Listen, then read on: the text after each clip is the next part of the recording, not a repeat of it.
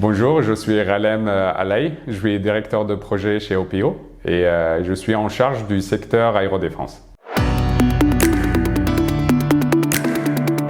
Le secteur aéronautique connaît chaque 5 à 10 ans des cycles d'augmentation de cadence. Il s'agit d'un écosystème.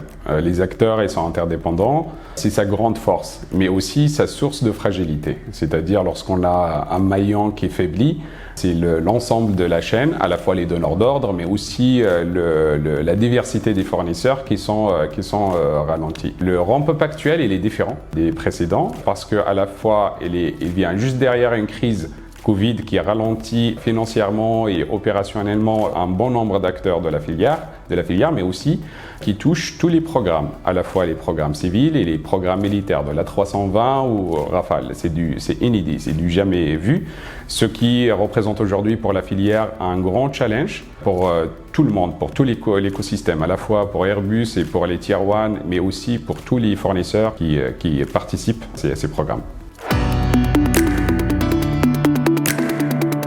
L'investissement, c'est un sujet pour ce ramp-up. Il faut financer les machines, les bâtiments, les encours, les stocks, mais ce n'est pas le principal problème. L'agilité, aujourd'hui, les organisations ne sont pas suffisamment agiles pour faire face aux fluctuations de la supply chain, à la fois les fluctuations côté fournisseur, mais aussi côté client.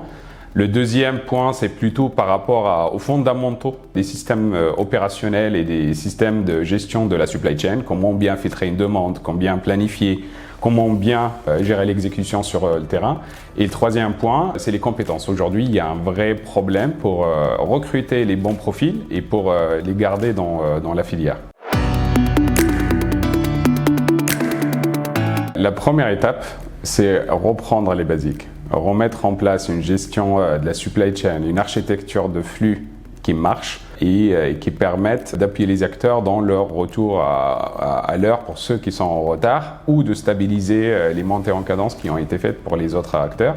Ça peut sembler évident et négligeable, mais au contraire, aujourd'hui, c'est vraiment le premier levier à activer, c'est comprendre comment le système marche, comment l'architecture de flux est pensée pour pouvoir l'optimiser, pour pouvoir traiter les points de faiblesse qui génèrent beaucoup de variabilité et qui amplifient les variabilités qui viennent de l'amont et ou de l'aval de la supply chain. La différence par rapport à ce qu'on faisait jusqu'à maintenant, c'est la donnée. Aujourd'hui, il y a beaucoup d'ALIA dans la supply chain. Maîtriser la donnée, la structurer et l'utiliser pour augmenter les pratiques métiers supply chain est un point clé pour pouvoir anticiper les problèmes, prendre des décisions très rapidement et s'adapter à cette supply chain qui est fluctuante et qui bouge sans cesse. La troisième étape, c'est une fois qu'on a stabilisé ce ramp-up et qu'on a rattrapé une bonne partie des retards qu'on a aujourd'hui, c'est de venir travailler sur l'optimisation du système. Travailler sur la productivité et sur la compétitivité pour aller chercher les dernières marches de progrès et préparer ce qui va arriver après ce ramp-up.